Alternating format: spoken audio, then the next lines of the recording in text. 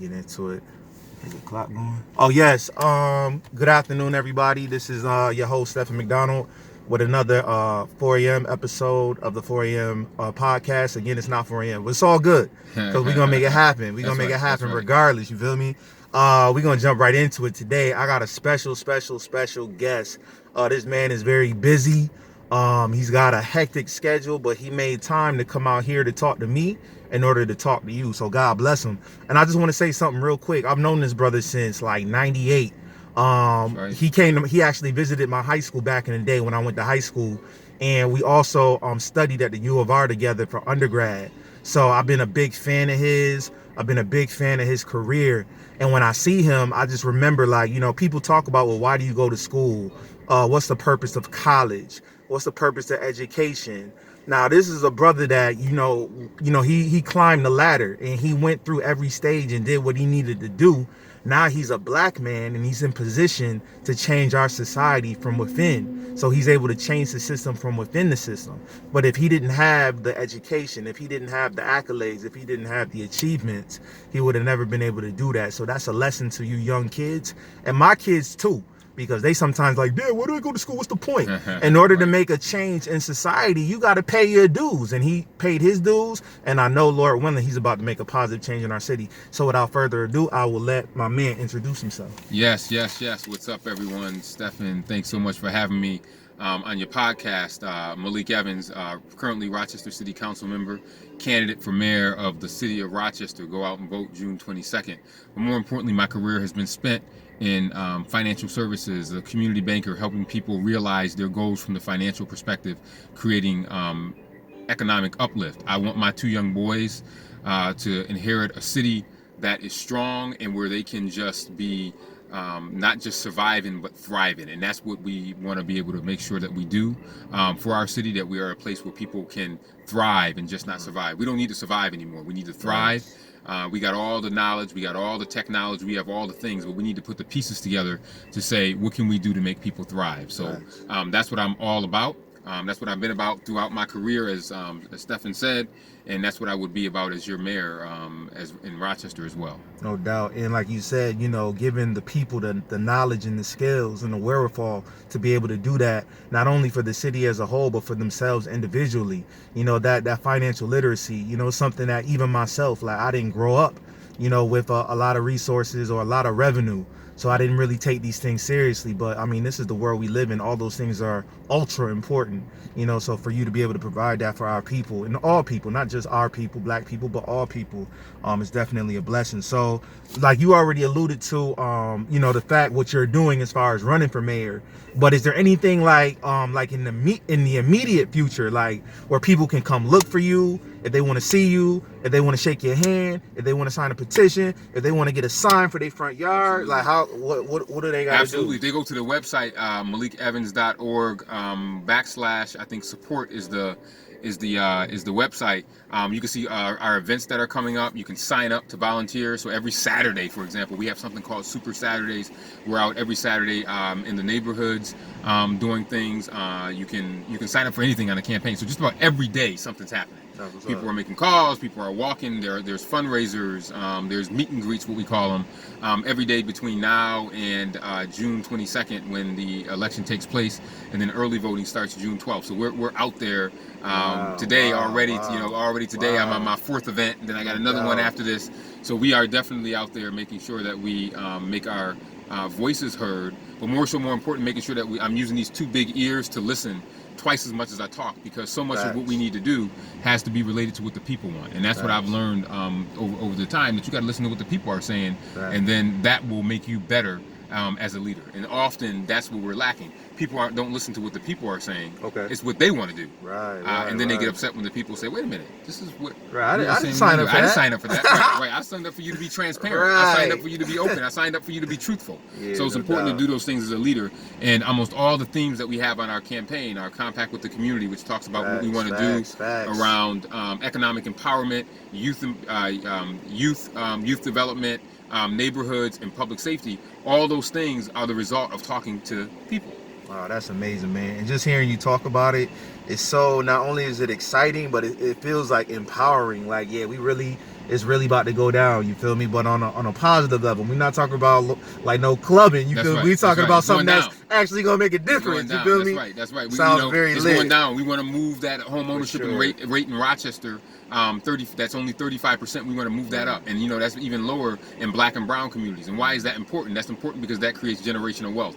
Because if you have a home that you can pass on to your kids and then your grandkids, you're allowing them to have instant equity, instant dollars. And those are the conversations that we need to have in Rochester. How do we cultivate small businesses? We know that if 1 in 3 small businesses in America creates at least one job, America could be at full employment. So imagine what we would be able to do with the power of small business to cultivate those small businesses in Rochester. When we start focusing on that, when we start focusing on this economic development conversation, where the other day we wrote out our youth opportunity agenda, where we talked about saying we want to give every single young person, and there's about 18,000 young people between the ages of 14 and 19 in the city of Rochester. Imagine if they wanted a job, we could give them a job. And you can do that. We can do that. There's enough businesses, there's enough government money that we should be able to supplement and give people jobs, because that keeps them off the street. So we're excited about the things that we're able to do.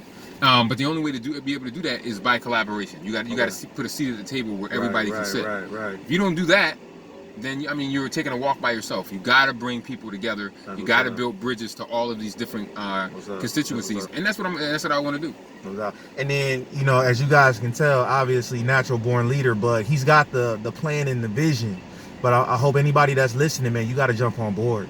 You can't have my guy out here fighting for you and you're not willing to fight for the cause. So when there's a call to action, just make sure you step up. And you're gonna know when it's coming. But when it comes, just be ready for it. And I wanted to there was something else that you spoke on, but I'm gonna get off. Oh, I know what you said. You said June 22nd. That's right. That's when we vote? That's when we vote. Put that on your calendars. June 22nd. Put that in your phone. And the good thing is that 10 days prior to that, from June 12th to June 20th, we have something called early voting. So these are locations that you can check on where you can vote early, if you don't want to wait to June 22nd. Some people like to wait to June 22nd, because they're traditionalists.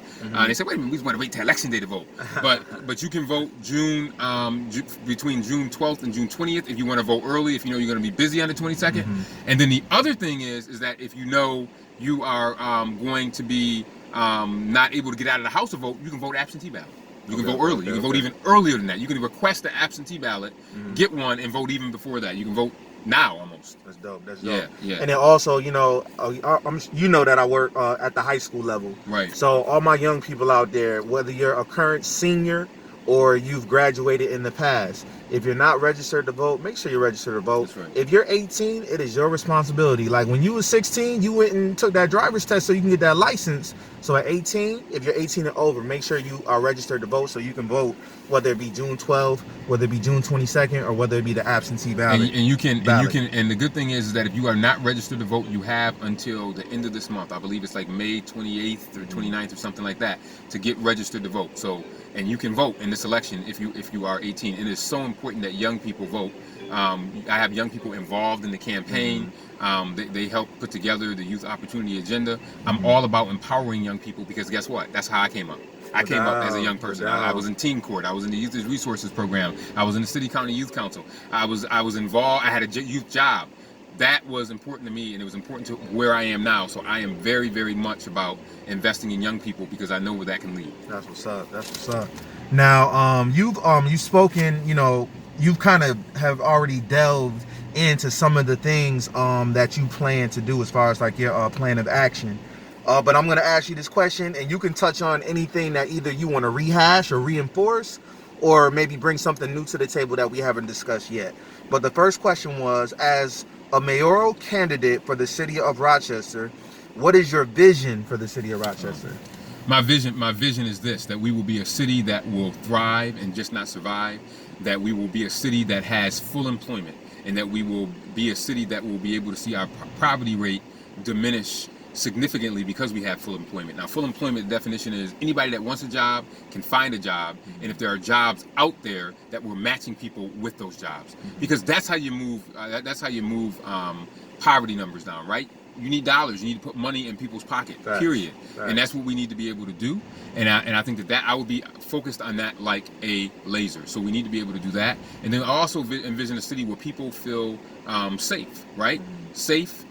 safety is something that's very important for people, right? You want to feel safe in your neighborhood. You want to feel safe in your home, but you also want to feel safe in your career and in your life. So I'm just not talking about physical safety. I'm also talking about financial safety and emotional safety. How do we build all those things so Rochester can have that? But I also want us to be a city too, where young people really feel as though that they can thrive in this place. Because as a parent, and I'm a parent, we always will worry about our kids, or as a grandparent, you worry about your grandkids. So we want to make sure that we provide real comprehensive opportunities that really allow our young people to be able to stay in Rochester, grow up, and be able to thrive. That's what's up. That's great.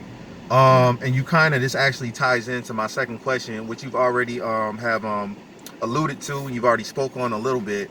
But I guess more specifically, I wanted to ask you, how will your administration embolden the youth? And what I mean by that is not only like how you said growing up you were given opportunities, but me as a high school counselor, I work with a lot of kids that are just not motivated, not inspired. They don't see the point. What are you talking about? How is this going to benefit? Like, they're just totally listless. Right. So what are you going to do to wake these young people up? You think one of the most important things is we have to empower our youth very early on, right? We have to see what we can do to move young people from mere participants to decision makers, and give them the ability and let them understand that they have the ability to be decision makers early on, right? That you don't have to wait until you are 40 or 45 or 50 in order to start making a difference in your community. I always remind people that Malcolm X, whose birthday is coming up next week, he died at 39 years old, and look at the impact that he had. Dr. King died at 39 years old, and look at the impact that he had. They all started extremely young in terms of their involvement in trying to transform not just the world that they inherited, but the greater community. So we need to speak those same things into our young people, so they then can also understand that they can follow in the footsteps of some of those giants, right? That they can follow in the footsteps of the children of Selma, who were children at the time, but fought against segregation and all types of other things during the Civil Rights Movement. They were called the children of Selma. These were children that were teenagers that were able to make a big difference. So when we speak that type of history into our young people, into all of our young people, they start to see that they can become something bigger than themselves, and they begin to envision something larger than their neighborhood. And when we do that by empowering them, by getting them involved in decision makers, by giving them jobs, by giving them the opportunity to participate in community service and better their community, we are awakening them. And that will allow them to be able to grow, and then they will grow up and become successful, productive producers, where they will be able to provide not only for their community, but also for their families. That's what's up, man. That's awesome. And I keep it real, man. I tell people this all the time. Like, you know, when I was growing up, I love Rochester because this is where I'm from. Yeah, right. And I thought the city was so beautiful. And then, you know, there's always that negative connotation with Rochester, and you know how things kind of deteriorated in the city. So I've been thinking lately about maybe like moving abroad, like when I retire. Right. But the way you're breaking it down is making me like second guess. Like, yo, if he can do what he's talking about, I might not have to go abroad. That's right. And we can do it together, right? We can do it together. And I mean, hey, you can go. We all can go to the top as long as we're not afraid. But the problem is that we see so many of these challenges. I mean, it's like, why would I want to tackle all this, right? I mean, it's a lot for us to see. I mean, all that's going on right now, all that's happened in Rochester in the last year has beaten people down. I mean, you saw an African-American man die, and then it was covered up, and people didn't hear about it until months later, so that had them shell-shocked. COVID and all that was happening with there, the killings that we have had so far, just in the first 5 months of this year, over 120 shootings. So all of these things make it seem like it's insurmountable. But an old lady once told me that a steady drip of water makes a hole in a rock. So the question is do you want to be that steady drip of water? Tough. And it's hard. Do you want to keep being that steady drip of water to make that hole in the rock?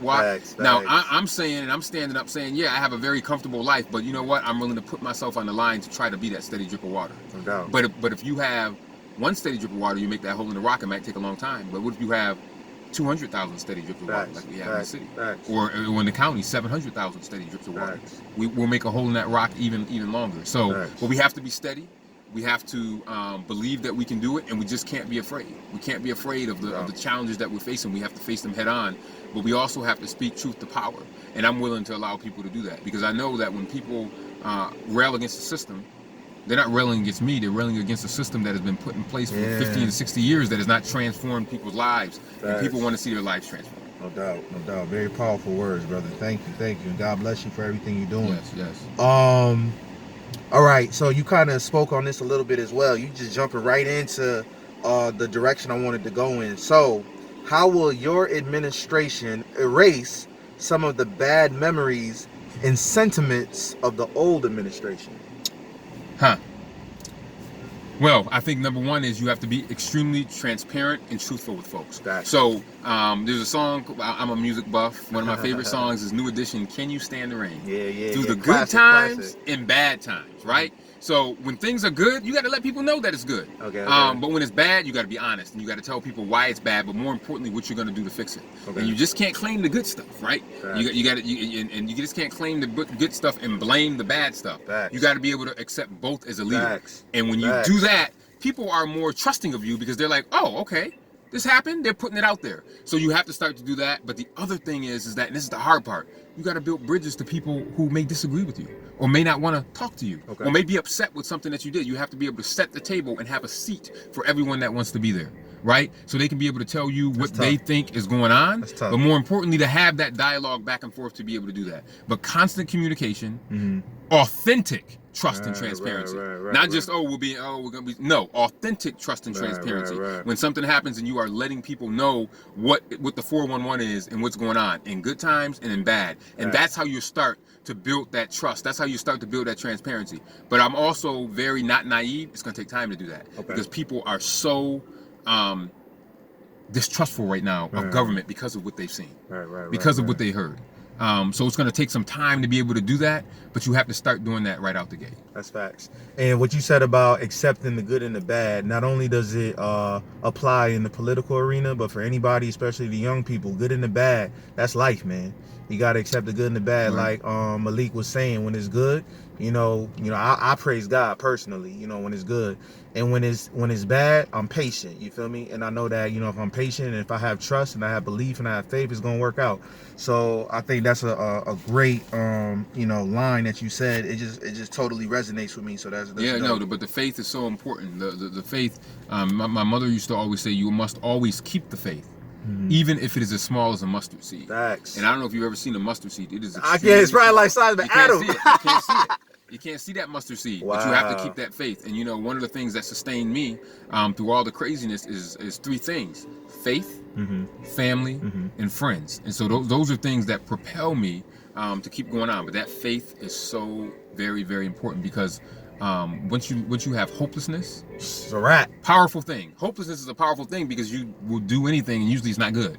Because you just have no hope. You're desperate. You're desperate. You give up, and that's what we see with a lot of our young people, right? And that's why we see the numbers that we're seeing as it relates to violence and just some of the other indications that we see. But we got to get that faith back to them, even if that faith is as small as a mustard seed. Facts. Next question. You spoke on so many great ideas and initiatives that you want to start that are only going to be positive for the city. But if you had to break it down to the layperson, maybe the person that doesn't get into all these like the X's and O's and the details, right. Why are you the best choice? You know what I'm saying? Yeah. I don't watch TV. Yeah, that's right. I don't be on the radio. What makes you different? Malik Evans. I seen the name. Right. I want to hit the button.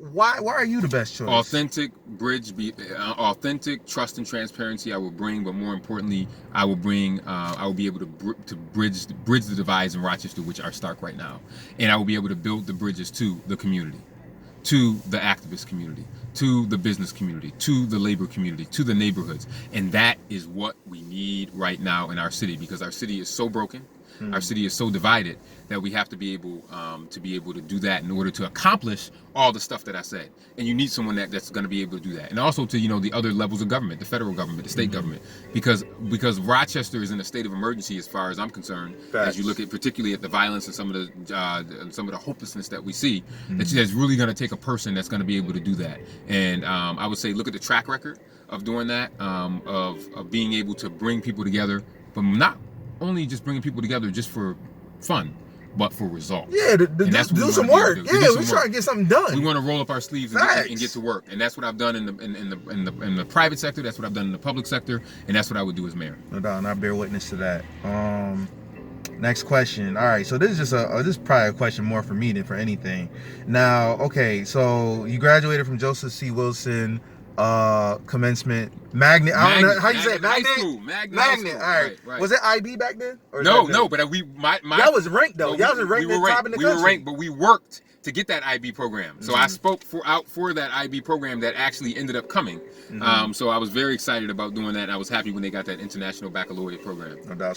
So those are your roots. Yeah, those are my roots. Then you also graduated from the University of Rochester, That's also right. one of the best schools in the country. That's right. Then you have your background in the financial realm. That's right. Where you're very well accomplished. Right. Also, you're a black man. That's right. So when you put all these things together, I don't think people realize this, is you could have gone anywhere. Yeah, You feel me? You could have went to California. You could have went to Boston. You could have went to Chicago. You could have went to New York City. Absolutely. You could have went anywhere. Yeah. But you chose to stay here, though. I did, and you know, Why? as a kid, I said that. As a kid, I said I would never. I said I was going to move to New York City or Washington D.C. You know, the big city. I wanted to be able to do that. So you know, yeah, like you said, Wilson Magnet High School, U of R, masters in management from Nazareth College. Yeah, you're right. I could have gone anywhere, and I still could probably go anywhere, because when you work in the business that I've been, I mean, I've been in banking services for 20 plus to almost over 20 years. You could go. You could go anywhere, but I think that what reminds me are two things. The first thing is, as my father used to always say to me, to whom much is given, much is expected. And Rochester was very good to me growing up. It allowed me to become who I am, so I feel as though I have the obligation to pay it forward. Someone died for me and they didn't know my name. Someone marched for me and they didn't know my name. So I owe honor to these people that came before me, that put me in this position to be able to try to improve our community and pay it forward for a generation that may not even be thought of yet. So I feel an obligation. I feel a sense of duty to be able to do that. So that's why I think I'm here.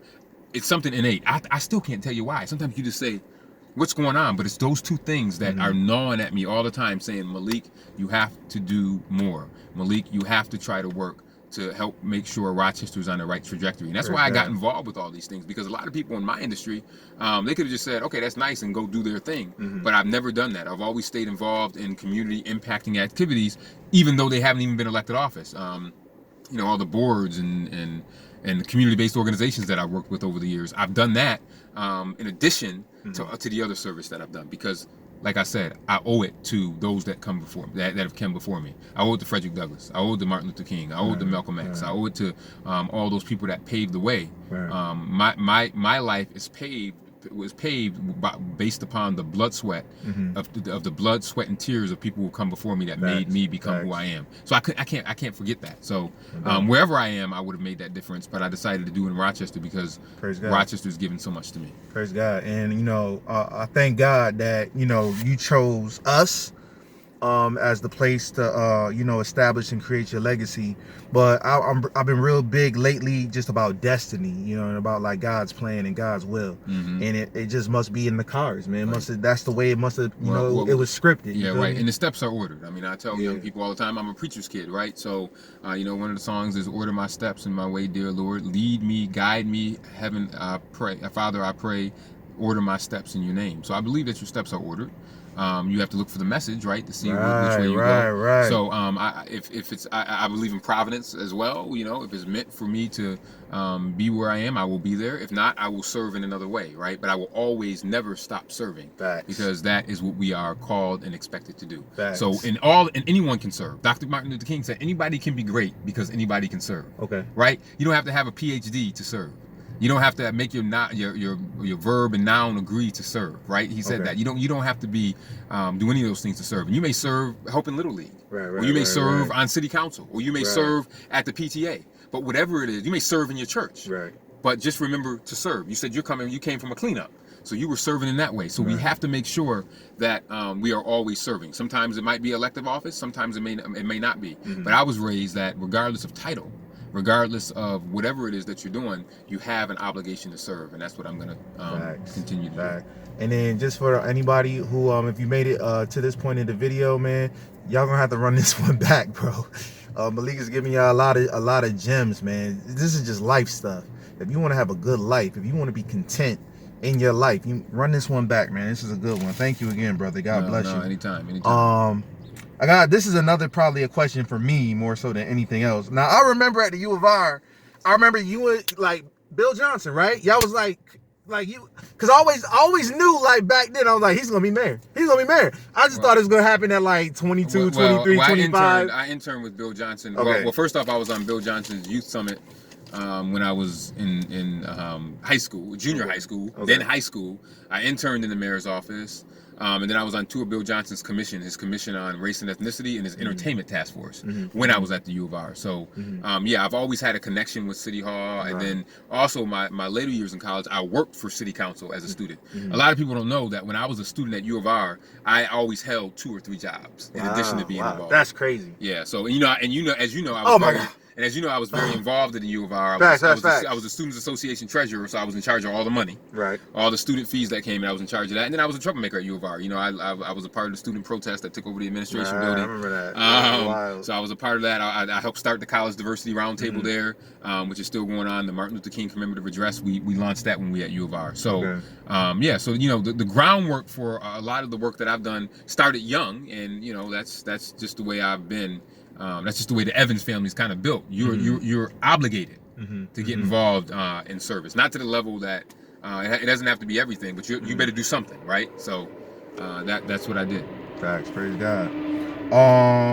And I think you've already you've spoken on this already, and you've made your platform very clear. You know, I think that's clear to the audience.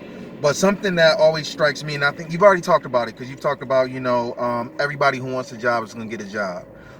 18,000 young people, you know what I'm saying? Like, if we have a certain number of small businesses, we can give 18,000 young people a job if they want a job. Like, you've spoken on a lot of this. They have to want it. They have to want it. Facts. And let me just say this about the job. Okay. They got to go through training too. Because if you give a person a job without the training, you're setting them up for failure, right? So it's the two have to go together. And when I say training, I mean, okay, hey, if you can't work on Friday, how do you go about doing that? You just can't say, hey, I ain't coming in on Friday. So we got to teach our young people how to do that, right? We got to teach them the work skills, how to dress when they go to work, what the dress code is. All of that makes people successful. Just like I tell any entrepreneur that wants to start a business, you get a mentor. So I'm a part of a program now called Launch Your Business, in which I mentor a small business, right? And I've been doing that for years. So everybody needs like a mentor or guidance in addition to that. So we don't only want our young people to just have the job. We also want them to be paired with someone to make sure that they are successful in whatever job that they are in, and that they are getting skills that they then will be able to use for their career, whatever that might be. It might be a trade. It might be going to college and then going to be an accountant. Whatever it is, we want to make sure that they are successful. That's what's up. I think I'm gonna take this last question and flip it. I'm gonna make it a little bit personal, but then I'm gonna bring it back to Rochester. So, growing up, me personally, I have like kind of like I think they call it like abandonment issues. Like I always feel like people are gonna bail. You feel me? Yeah. And you know I work for the city school district, and I don't even know how many superintendents we've had. Right. I can't even count. Yeah, you lost count. You feel me? So, and I know it's because the situation is bad, and it's almost like people bite off more than they can chew. Right. So and some of them got better jobs, you know, Chicago, you know, they go be the secretary to the governor. They still bailed though, because you made a commitment. Yeah, you know what I'm saying? Right, you made a covenant, you had a contract, you had an agreement, and you bailed on it. Right. And you left us hanging. Right. So how are you gonna be different? You feel me? Like when like you said, you gotta accept the good and the bad. Yeah. But what if you jump in, because nobody knows what's gonna happen tomorrow? What if you jump in and you like, whoa, I did not know it was at this level. Well, the good thing that's good for elected office. See, the superintendent works for the board, so that's a different comparison. Okay. A mayor works for the people, so you can be voted out at any time. So and I think it's important for people to remember that because it's different. You can't compare the superintendent to the mayor because the mayor, if you ain't doing your job, you should go. That's just my opinion. You know what I mean? Because most politicians and elected officials, they should come from some type of career as far as I'm concerned. And then when they're not doing their job, they need to go back to their career. Okay. That's the way the founders kind of thought it. And I think that I pray that I will be so good that people will want to elect and keep you and do all that stuff. But you also have to recognize when it's time for you to go. And I think I've been good at recognizing that. I don't believe that people should do anything forever. I think that public service has to be about the public. And the minute it stops being about the public, you got to go. Do something else. You got to go do something else. Or the public should tell you that it's time to do something else. That's why you have elections every 2 years, if you're in the state or depending on what cycle it's on, or 4 years. And I think that that's a great system because it should always serve as a reminder of who you work for. you work for other folks. But I think you're right in terms of superintendent. That's a little different. You're hired by the board. It's a job. It's not elected office. But elected office is you do your piece, and then you get a job evaluation every 2 to 4 years. Okay. And if you do that good job, then the people will keep you. Right. But if not, you got to go. Or you may come to the conclusion and say, it's time to let somebody else come in and do it. So I'm always very understanding of that point. And the other thing I tell people too is that the minute you feel as though you are no longer in it for the people, step aside. No doubt. Step aside. You got to step aside. You got to step aside No because the community is too valuable for that. The community is too valuable for that, and you should never become a distraction. Okay, facts. Yep. All right, and then I'm only gonna ask you one of these. I do like a free association thing where I give people a word, and I just let them speak. They can elaborate or they can be brief. They can, however they want to approach it. But the word I'm gonna give you is mother. When you hear the word mother, what's your first response? Oh, blessed, man. I had the best mother. I was blessed, man. I had one of the best mothers ever. I tell people all the time, my mother was so great that my mother made me freshly baked cookies every morning from first grade all the way up to 12th grade. Praise God. Chocolate chip, peanut butter, sugar, molasses. But I tell that story because it tells you how I was treated as a child. Right. I learned how what it felt good to be treated like a person. Wow. So my mother and father, but my mother was, she passed away about 9 years ago, but she was just an amazing person in the way that she took care of me, but also all the people that were in my neighborhood. She used to always say, I wish I could have a house with 100 rooms so I could take in kids that didn't have the opportunities that you had. Right. And we weren't rich or anything like that, but my mother had a way of making every single one of her kids feel special. So I was blessed to have a great mother. Praise God. And I can testify that she raised an amazing son. Well, thank you. And even that story that you said about the cookies, man, obviously she loved you so much. Oh, like the time and the care and the, you know what I'm saying, to do that consistently. Man. For however many years. It was definitely more than 13. Listen, it was crazy. That's wild. People couldn't believe it. I'd wake up in the morning and I smell them. She put them in my lunch. And they were freshly baked, and people can attest to that. All my friends that went to elementary and high school with me know I used to bring those cookies in.